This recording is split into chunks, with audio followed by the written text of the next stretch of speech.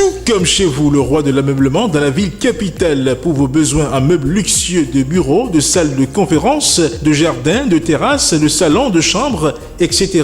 Plus de soucis. Rapprochez-vous de l'établissement Tout comme chez vous et la solution est tout trouvée. Tout comme chez vous est situé à Tokota Davo, à 150 mètres environ de la pharmacie Davo 2 en allant vers le carrefour Renvier. Tout comme chez vous, c'est aussi à la place de l'unité d'Akonamboué. Contact 97 33 25 43 66 21 0022. Tout comme chez vous, venez à nous pour donner du goût à votre intimité.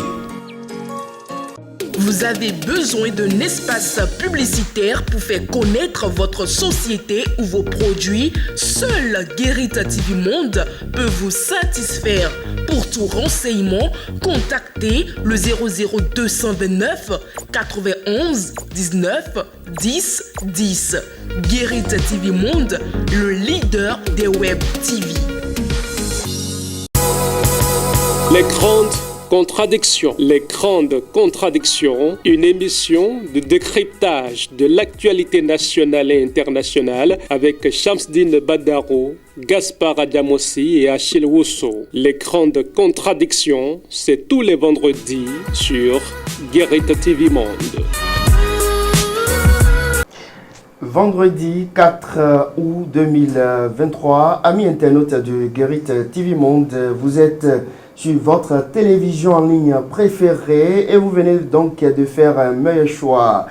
Les grandes contradictions, c'est tout de suite et maintenant avec Gaspard Adjamossi et Achille Wusso. Achille Wusso, bonsoir. Bonsoir Shamsdine Badaro. Gaspard Adjamossi, bonsoir. Bonsoir Shamsdine Badaro. Achille Wusso, je démarre ce numéro avec vous, bien évidemment, le premier pour le compte de ce mois d'août. Accepteriez-vous retourner en relation avec votre S? Là, nous sommes dans la rue au pin de Fawzia Tsefou. Oui, j'ai suivi un peu le sujet et sur le forum. Je vous dis tout de suite que lorsque je l'ai lu, je n'ai pas eu de réponse. Je n'ai pas eu de réponse pour deux raisons. La première, c'est que nous appartenons à une société et nous avons des réalités sociologiques qui nous tiennent. Et par rapport à ça, chez nous, lorsque on se sépare d'une femme, on ne revient plus sur cette relation-là. L'autre chose, c'est que, je suis un peu perplexe à dire tout go, non, parce que je ne sais pas, entre-temps, quelle serait la raison qui est à l'origine de cette séparation. Deuxièmement, si après notre séparation, est-ce qu'elle a connu une autre aventure de façon officielle, de façon déclarée? Alors, lorsqu'il n'y a pas ces deux raisons, on peut toujours peut-être voir, et si c'est possible, revenir sur sa décision. Vous êtes dans ce cas actuellement? Pas du tout encore. Gaspard Adjamossi, et vous? Je ne le sais pas encore. Je ne le sais pas encore. En réalité, c'est un débat embarrassant. Déjà, pour que l'ex revienne, il faut que tu sois libre. Il faut que tu sois libre. Si tu n'es pas libre, il n'y a même pas de possibilité. N'est-ce pas? En tout cas, c'est mon opinion. À moins qu'il y ait l'autre là et que... Vous avez fait l'option de la monogamie, c'est vrai. À moins que l'autre soit là et qu'elle reste à côté. Comme certains auraient envie de faire. Bien sûr, à côté, bien sûr. C'est reprendre avec elle. J'ai dit à côté parce que j'ai fait à droite, j'ai fait à gauche. Non, plus sérieusement, contrairement à ce que Achille a dit, non, ce n'est pas une question de sociologie ou de culture, parce qu'il y a des régions où culturellement, une femme peut quitter un homme à qui elle a fait d'enfants aller ailleurs et revenir chez... revenir chez le même homme à la suite d'interventions. Dans ce Bénin? Ça se passe. Non, j'ai observé un peu. Il y en a un peu partout où ça se passe. Et d'ailleurs, quand vous prenez, je ne vais pas stigmatiser une région, mais il paraît que... Voilà, de dire... Mais il y a des régions où, par exemple, les gens se disputent les femmes, ou quand ils font leur récolte, et quand tu lui arraches sa copine ou sa femme, il peut prendre toute sa fortune pour te faire le coup et te reprendre. Même si la femme t'a fait 10 enfants, lui, il cherchera encore à reprendre l'épouse chez toi et te montrer que c'est lui qui est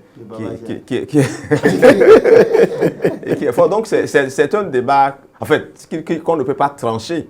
Parce qu'il y a beaucoup de paramètres qui entrent en ligne de compte. Comment vous vous êtes séparés. Après la séparation, qu'est-ce qui s'est passé d'un côté ou de l'autre? Qu'est-ce qui motive finalement le retour des deux, l'un vers l'autre? Je crois qu'il y a beaucoup de paramètres. Moi, je ne répondrai pas d'office non. Si tu es libre et qu'elle, à l'issue de son aventure, de sa mésaventure, elle est aussi libre, et que vous choisissez de vous mettre ensemble, libre au couple de se retrouver. Donc, je crois que c'est une réponse partagée. On peut, dans un cas ou dans un autre, dire oui ou non. Merci à vous, Gaspard Diamossi et Achille Ousso. Nous poursuivons cette émission. Célébration du 63e anniversaire de l'indépendance du Bénin. Défilé militaire à Cotonou sous le regard des présidents Talon et Tinubu. Gaspard Diamossi. Oui, vous savez, ce 1er août a été particulier. Même si c'était endormi au niveau de la tribune. À mon avis. Ça a contribué. À mon avis. Et dans un premier temps, c'est qu'il faut dire que le traditionnel discours du 31 n'a pas eu lieu. Pour quelle raison? On n'en sait rien. Mais vous savez, le président Talon a toujours son timing, sa manière de faire. Il n'a pas fait le message. Par ailleurs, il nous a habitués sur un ou deux, 1er août, à faire l'interview à bâton rompu avec les hommes des médias, ce qu'il n'a pas fait. Donc, on a célébré ce 1er août-là dans un mutisme presque total du président de la République. Le seul message qu'il nous a laissé par rapport à ce 1er août, c'est ce que vous avez dit tantôt, c'est la présence d'une forte délégation du Nigeria qui montre le renforcement des relations entre les deux pays. Moi, je pense que c'est quelque chose d'assez excellent. On avait déjà annoncé l'arrivée de Tinubu, mais je pense qu'il y avait quelques doutes dans l'esprit de certains, mais il était bel et bien là. Et sur la question de celui qui a dormi dans les tribunes, pour avoir suivi le défilé de bout en bout, je ne pense pas avoir vu le président du Nigeria dormir, absolument pas. Peut-être que c'est une image montée ou c'est la manière dont la photo a été réalisée ou filmée, mais en aucun cas, pendant les presque 2 heures que le défilé a duré, je ne pense pas, je n'ai pas vu le président fermer les yeux. Au contraire, je l'ai vu beaucoup plus applaudir et discuter avec le président Talon. Donc, sur cet aspect, ceux qui pensent qu'il a dormi et qui n'ont pas suivi, je pense que c'est absolument faux. Il n'a pas tout est possible au XXIe siècle. Hein. Tout est possible. Et je pense que le défilé aussi a été bien réalisé, majestueux.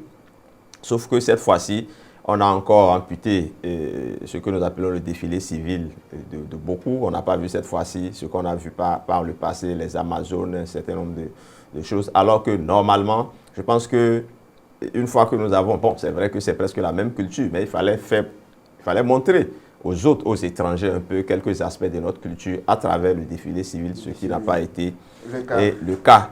Et en plus, je pense qu'il y a un aspect, moi, que j'ai observé qui m'a un peu désolé. C'est l'habillement du président de la République, parce qu'on a parlé d'indépendance, mais j'ai vu le président Nigeria, j'ai vu son habillement, j'ai vu l'habillement du président de l'Assemblée et d'un certain nombre de personnes. Mais quand je vois le président Patrice Talon en costume à une pareille occasion, quand on parle d'indépendance, je me dis, bon, il y a encore beaucoup de matière à être vraiment indépendant. La vie est un choix. Absolument, absolument. Absence remarquée de l'ancien président Boni Yayi et des membres du Parti des démocrates. Qu'est-ce que vous appelez remarqué? On a constaté simplement que Boni Yayi et... Donc vous n'avez pas remarqué? Vous n'avez pas remarqué? Non, mais parce que, comme l'a titré un quotidien aujourd'hui, la présence de la forte délégation nigériane a fait effacer donc cette absence de l'ancien président de la République. Et bon, je n'ai pas aussi constaté la présence de l'ancien président Nicéphore Dieudonné Soglo. Donc ce n'est pas Boni Yayi seul qui a fait le choix de ne pas être là. Mais je suis sûr que même de leur maison, ils ont suivi le défilé militaire. Et je crois que la présence, c'est vrai que cela donne quand même une certaine majesté à l'événement, mais il n'est pas obligatoire donc que les anciens présidents soient là, encore moins que les partis de l'opposition soient associés donc à cette fête-là.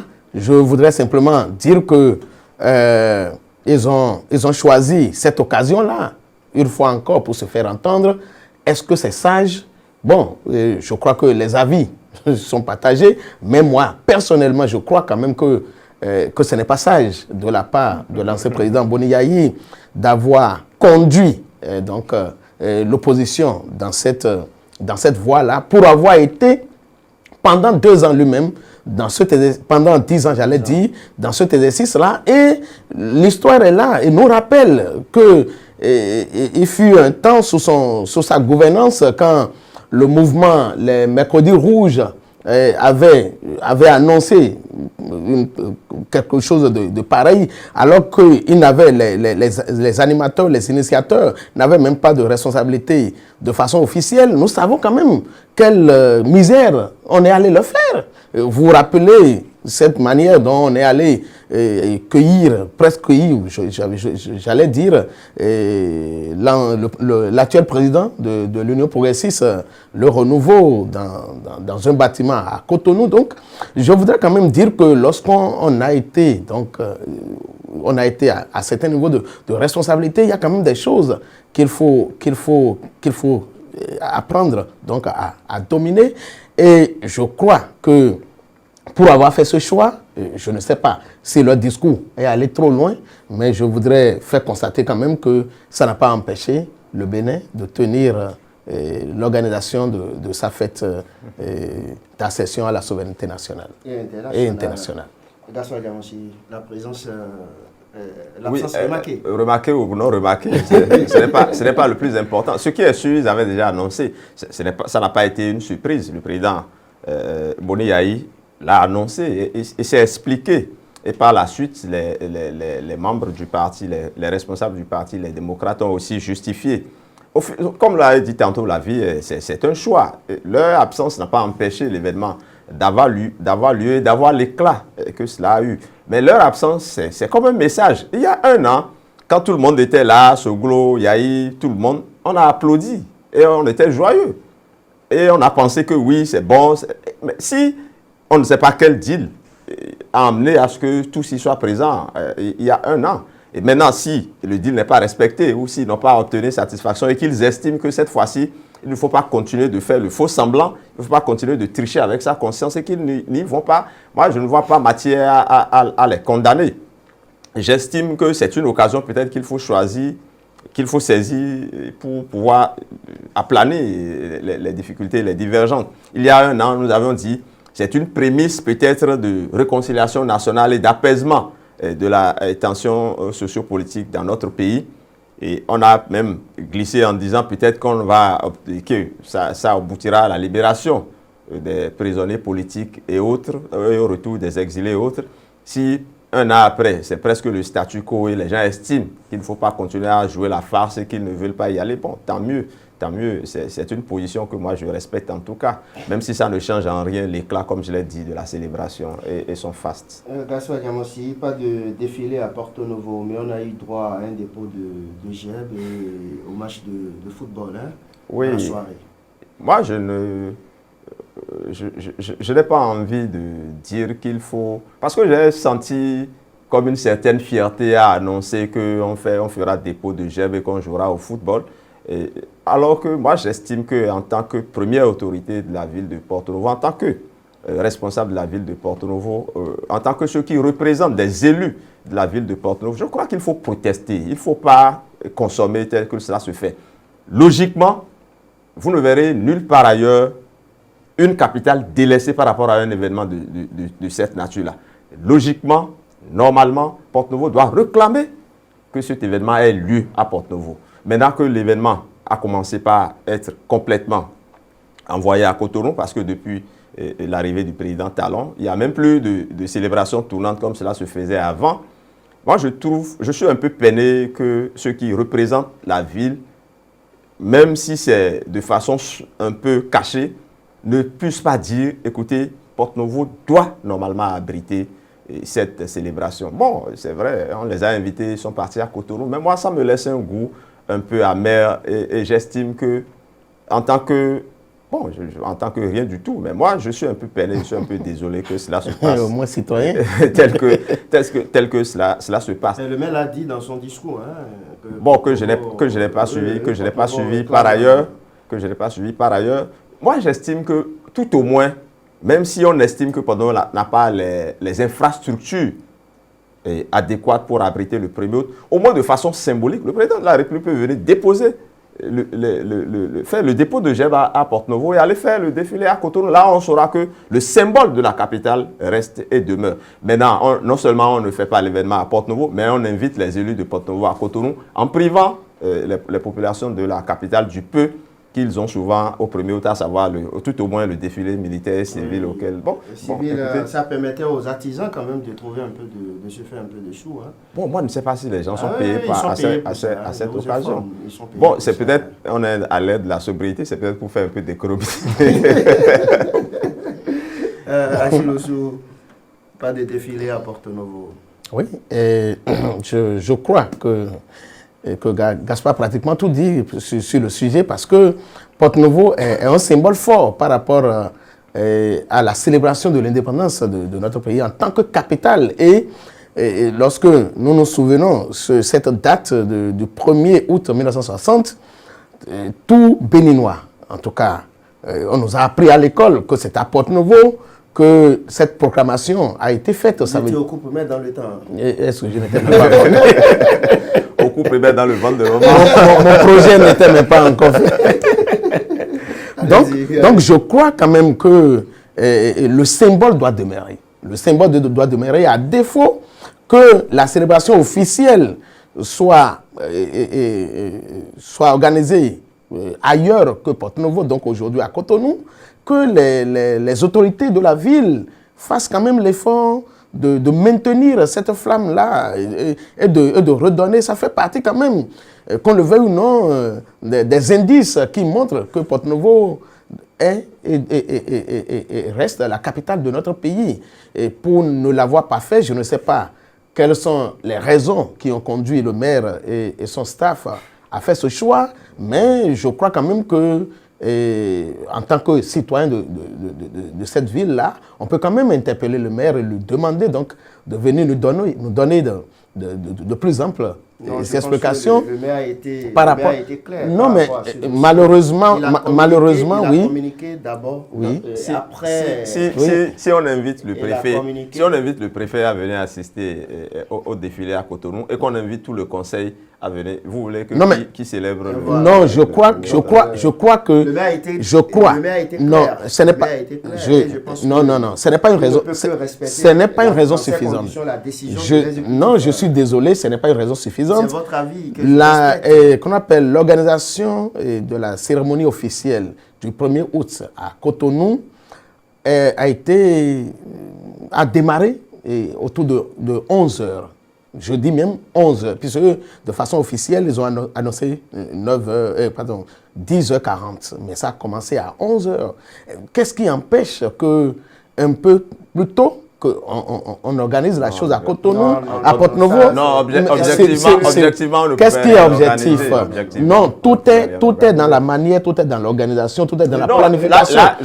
Et par rapport à ça, que vous prenez une organisation bâclée. Je trouve même que c'est indécent qu'on dise que le conseil municipal de la ville capitale a été invité à la cérémonie officielle à Cotonou et que la capitale... Non, je ne sais pas, à tous les niveaux. À tous les niveaux peut-être, à tous les niveaux de l'organisation. Merci beaucoup. De toutes les façons, le maire Nyankoti n'a fait que respecter la décision et ne peut que respecter cette décision. Non, mais je crois que ce qui est plus important, c'est que le conseil municipal se batte a fait ramener à Porto-Novo l'organisation officielle donc, de à cette l'avenir, fête-là. à l'avenir.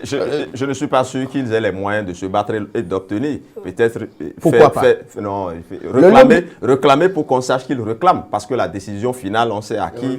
Je suis d'accord, mais ils n'ont qu'à faire le lobby nécessaire pour faire plier l'autorité. Je crois que, mais en fait, le maire a fait son job quand même. Hein. je ne dis pas non. Il a fait son job. Je ne dis pas non, mais quand ce n'est pas aussi trop bon, on peut le dire parce que nous constatons tous que qu'on délaisse la capitale, hein, la ville qui est la capitale et qui devrait abriter ce symbole-là, qu'on la délaisse. C'est la volonté politique au sommet, c'est pas une question de... la capitale et votre maison se trouve à Avrancourt.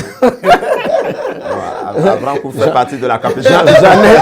J'en ai au moins deux à Porto-Novo. Avrancourt fait partie de la capitale. Avrancourt fait partie de la capitale. C'est même une extension. Ce que vous voyez à Avrancourt, c'est une extension. Même si le maire de Avrancourt ne sera pas d'accord avec moi, Avrancourt fait partie du Grand Porto-Novo. Merci beaucoup les gars. Hors du Bénin actuellement, nous irons au Niger où la CEDEAO et l'URMOA mettent la pression sur les pushistes. Gaspard Diamossi, le pire est à craindre là, dans les jours à venir. Oui, le pire est à craindre parce que les régimes tout autour de nous se militarisent. Ça, il ne faut pas se leurrer. Il y a le Niger, le Mali, la Guinée, et quel pays encore, le Burkina Faso. On ne sait pas à qui le tour. Et donc, je crois que aujourd'hui, il faut essayer de raisonner ceux qui pensent qu'il faut prendre encore le pouvoir par les armes, par la force. Et je pense que... Et moi, j'entends beaucoup de choses, hein, mais moi, je pense que s'il faut, comment dire, débusquer ces putschistes-là, il faut le faire. C'est vrai que ça va être compliqué, que ça va être peut-être un massacre, que les populations vont subir les affres de ce combat-là. Mais moi, je suis pour que, par tous les moyens, qu'on fasse partie de ces mutins-là. Parce que ça agit par effet d'entraînement. Hein. Quand ça arrive au Mali, ça arrive au Niger, au Burkina Faso, en Guinée et autres, et on laisse faire. Et ça, vous savez, aller en 1960 et voyez comment les coups d'État ont commencé, comment ça s'est propagé assez rapidement un peu partout. Et après, revenez avec l'ère de la révolution, que nous avons appelé la révolution populaire, comment ça s'est également répandu assez rapidement. Donc moi, je pense qu'il faut le faire. Heureusement qu'il y a eu quand même de fortes décisions de la CEDEAO, de l'UEMOA et d'un peu partout. Et j'espère que les putschistes entendront finalement raison parce qu'aujourd'hui, la seule voie par laquelle il faut prendre le pouvoir, ce n'est que par la voie des urnes. Et ce n'est plus normal aujourd'hui que ceux à qui nous avons confié nos armes, ceux à qui nous avons confié notre sécurité, qu'ils retournent ces armes-là contre nous en arrachant le pouvoir parce qu'on leur a confié ce qui fait peur. Visiblement, Bazoum doit être un Français. Hein? Pourquoi vous dites qu'il est français? On a vu au Burkina, on a vu au Mali et autres, là, on n'a pas parlé de... Non, le coup d'État du Niger est intervenu dans un contexte où, au fait, moi je pense que le lever de bouclier que vous observez, le tollé, c'est plutôt Tinubu qui a dit qu'il a horreur des coups d'État, de ceux qui viennent au pouvoir par les armes. Il a également fustigé les troisièmes mandats. Il a dit que lui, il est là pour faire ce combat-là. Et vous allez observer que la fermeté, c'est d'abord par lui que c'est arrivé. Et les autres ont peut-être suivi. Parce que, écoutez, quand ça arrive à l'autre et que vous restez tranquille, ça peut vous emporter. C'est comme quand le feu est dans la maison du voisin et que vous pensez être à l'abri. Vous voulez dire quoi par là? Non, je veux dire que ça peut arriver à tout le monde et qu'ils ont intérêt à éteindre le feu et à montrer à ceux qui ont des idées pareilles dans certains pays qui ne sont pas encore attaqués, là, qu'on leur montre que s'ils le font, ils seront découragés assez rapidement. Et là, parce qu'on dit, comment on dit, la peur du gendarme, c'est ça, non?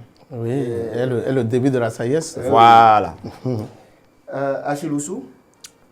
Oui, pour une deuxième fois, je vais être d'accord avec Gaspard par rapport au sujet du jour. Vous êtes non, c'est bizarre. J'ai constaté aujourd'hui que nos idées se rejoignent, curieusement, parce que sur la question des coups d'État, je crois que en fait, ce n'est pas la solution institutionnelle à nos problèmes. Et vous constatez, on dit, bon, je lis sur les réseaux sociaux que la CEDEAO s'agite. Mais n'oubliez pas que c'est des civils qui s'entourent de militaires comme leur protection et qui, malheureusement, constatent que ces mêmes militaires qu'ils associent se retournent contre eux. C'est ce qui s'est passé partout. Et l'autre chose, c'est que malheureusement, on constate que c'est la Russie qui est plus ou moins à l'origine de ça. Nous n'avons pas de preuves, mais lorsque nous observons les mouvements dans le monde, et je crois que le nouveau dirigeant burkinabé ne s'est pas tué sur la question à ce sommet russo-africain. Et pour cela, je voudrais donc dire que ce que nous ignorons, peut-être que ceux qui arrivent au pouvoir aujourd'hui sont aussi jeunes que nous, mais l'histoire nous rapporte quand même que ce n'est pas pour la première fois que la Russie a été déjà présente sur le sol africain et surtout dans ces pays-là. La Russie a été présente au Bénin pendant 17 ans. Ce que nous, Gaspard appelait aujourd'hui, appelait tout à l'heure, j'allais dire, qu'on appelle la révolution, la révolution populaire. C'était la Russie qui était à l'origine. La Russie était au Niger, la Russie était au Togo, la Russie était en Guinée. Et donc, vous constatez que on peut dire que ce qui se passe maintenant, c'est comme si, qu'on appelle, nous sommes dans un cercle et que nous ne bougeons pas. Malheureusement, je voudrais dire que, oui, je suis d'accord qu'aujourd'hui, les relations telles que ça se passe entre la France et les pays francophones d'Afrique, que cela cesse. Je suis d'accord. Mais les stratégies et les méthodes que nous pensons là, pour régler ces problèmes-là, ou bien pour couper le cordon avec la France, je crois que nous sommes en train de passer totalement à côté. Aujourd'hui, l'Afrique devait se donner les moyens de se rendre indépendant de tout colonisateur.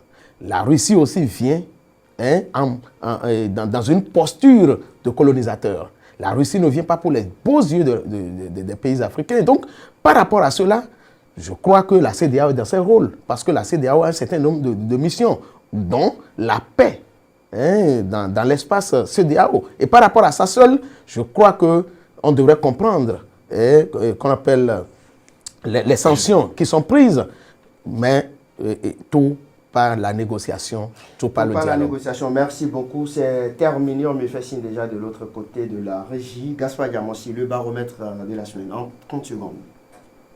30 secondes. Ah, oui. Bon, je vais commencer par le bas. C'est Azanaï. On ne sait pas, on ne connaît pas finalement sa position. Les autres ont dit je boycotte, il attaque ceux qui boycottent et il attaque ceux qui organisent. Donc, c'est pour ça qu'il dit il n'a qu'à savoir dire des choses. Et lui, il va en bas.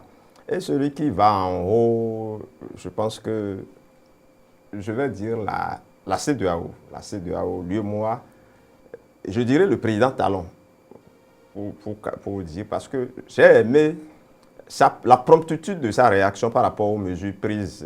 Et ça montre que c'est un homme de conviction, un homme de parole. Parce que quand on dit quelque chose, je suis contre, il faut le montrer en même temps. Et je crois qu'il a été l'un des premiers à commencer par mettre en application les mesures prises par la CEDEAO et le MOA. Et je dis que c'est tout à son actif. J'ai fait plus de secondes qu'il n'en faut. Oui. Achille Ossou, le baromètre de la semaine. Oui, mais celui qui monte, je crois que il s'agit de 3 personnalités, c'est Talon, c'est Tinubu et c'est Dangote. Et pour cette fraternité affichée hier à Cotonou, je crois que c'est bon pour les... Qu'est-ce que je raconte? Mardi 1er août dernier, je crois que c'est bon pour la fraternité, pour la convivialité entre les deux nations qui sont appelées donc, à être, d'ailleurs, qui n'ont pas le choix d'être des nations sœurs. Et l'autre, celui qui descend, c'est le maire de la ville de Porto-Novo, par rapport à ce 1er août-là, où, bon, en tout cas, les citoyens n'ont pas senti une organisation en bonne et due forme donc, de cette commémoration qui devait quand même donner à la ville tout le symbole donc, de ville capitale qui lui revient. On respecte votre position par rapport à cette note donnée à la municipalité ou au maire de la ville de Porto-Novo. Mais de toutes les façons, ceux-là qui résident à Porto-Novo ont une information à temps et le maire a apporté quand même le motif principal. Voilà, Achille Osso, merci à vous, Gaspard Diamossi. Merci à vous. On va se retrouver vendredi prochain, si Dieu le veut, pour le deuxième numéro de votre émission Les grandes contradictions, une émission de décryptage de l'actualité nationale et internationale avec Shamsdine Badaro, Gaspard Diamossi et Achille Osso. Les grandes contradictions,